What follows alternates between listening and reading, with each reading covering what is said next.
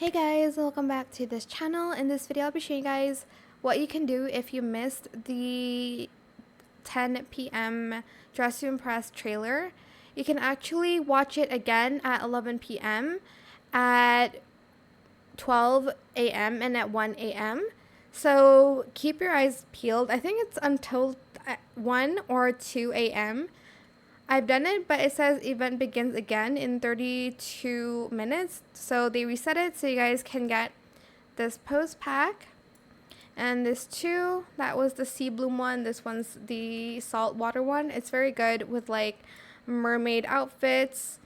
And yeah, that is pretty much it. I hope this tutorial is helpful for you guys. Don't forget to like, comment, share, and also subscribe to this channel if you haven't done that already. If you have any more questions about this video, just leave it in the comment section down below. I will try my best to answer them all for you guys. And if you found this video helpful, please click the thanks button as well. That is it. Thank you so much for watching. Bye.